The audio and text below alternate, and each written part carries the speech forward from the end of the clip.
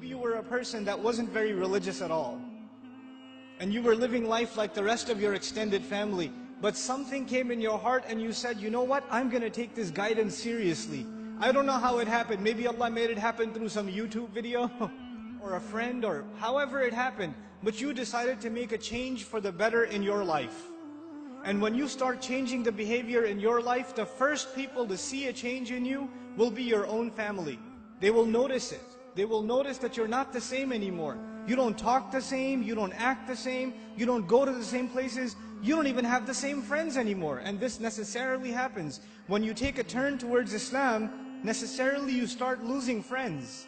Because your old friends used to do pretty bad things and now you can't do those things with them anymore. So you suffer a loss of friends. And at the same time, your family starts saying, you're acting a little too weird. And for the young man, the family might even say, what's that thing on your face? You forgot to shave? What happened to you? And the girl starts wearing hijab and the family might even be in shock. And this is a Muslim family, mind you. They'll say, take that thing off your head. You're going to go out to the wedding looking like that? I can't sit in the car with you like that. What do you think we are? All of a sudden, you're the Islamic role model? Who died and made you Shaykh? That all of a sudden we should be looking up to you. Remember what you were like last year, man? You were the party animal. Now you're going to go make salah? Yeah, seriously, please. We know what you're really like.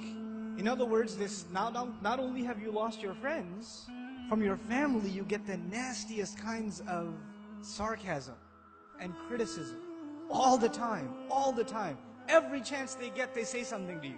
They say something about your beard. They say something about your habits of making salah. They say something about putting your children in Islamic school. They say something about sending your children to Sunday school. Or you getting up for Fajr or Isha and going to the masjid. They'll have some comments for you. And those comments hurt.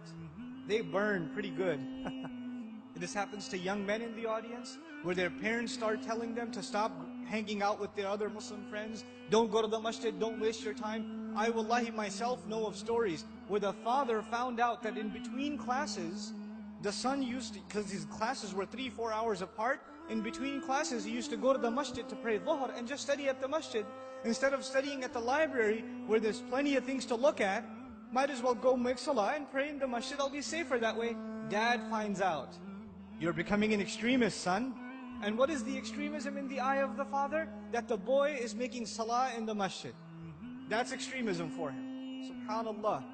Muslims themselves, you think non-Muslims are averse to Islam? Have you seen what Muslim families are doing to their own? What parents are doing to their children? I know of cases myself where parents said, we will not pay your college tuition. We will not look for a wedding made for you until you take that hijab off. We will not do it. We do not accept you as our daughter until you take that thing off. We will not show our face in public with you. You can't go with us anywhere. This is the mother telling, and you know what they'll say, what's amazing about that? They'll make you feel bad about yourself. They'll tell you, what kind of daughter are you? You should be ashamed of yourself. You're embarrassing your parents. We're Muslim, but we're not Muslim. We're not those kind of Muslims. That's not how we do things in our family. That's what they'll say. Our family is different. We don't do things like that in our family. That's those masjid people. Don't be like those masjid people. That's what they'll say. And you know what's amazing about that?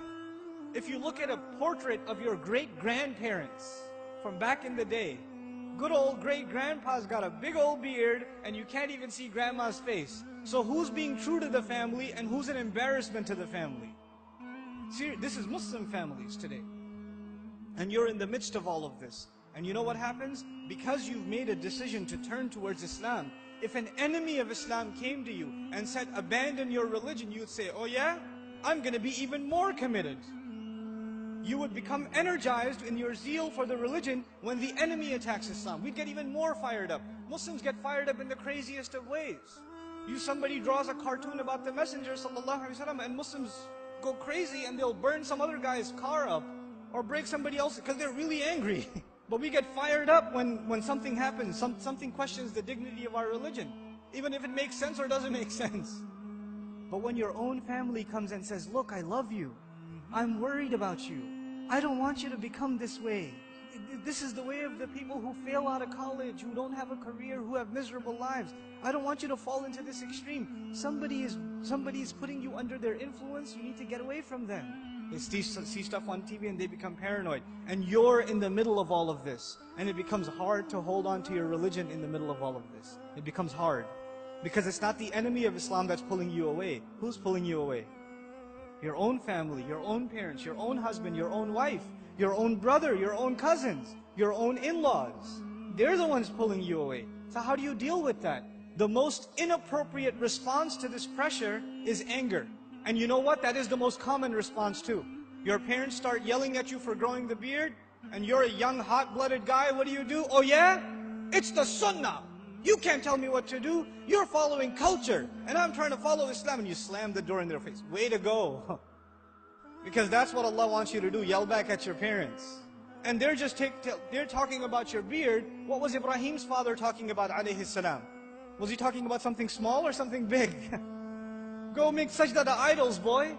And does he lose his cool? Does he get angry? We have to learn how to be with our parents. Even when they call you away from deen, it doesn't matter if they're Muslim or not. وَإِن جَاهَدَاكَ عَلَىٰ أَن تُشْرِكَ بِي مَا لَيْسَ لَكَ بِهِ عِلْمٌ فَلَا تُطِعْهُمَا وَصَاحِبْهُمَا فِي الدُّنْيَا مَعْرُوفًا وَاتَّبِعْ سَبِيلَ مَنْ أَنَابَ إِلَيَّ ثُمَّ إِلَيَّ مَرْجِعُكُمْ فَأُنَبِّئُكُمْ بِمَا كُنْتُمْ تَعْمَلُونَ. Allah Azza wa Jalla tells us, if they struggle against you to make you follow what they themselves have no knowledge of, don't obey them, while at the same time accompanying them in the most dignified fashion. Obeying them is separate, respecting them is separate. Just because you didn't obey them for the sake of Allah, when it came to matters of halal and haram, or when it came to matter of iman and shirk, or kufr, just because you didn't obey them does not give you the right to get angry at them. You can't.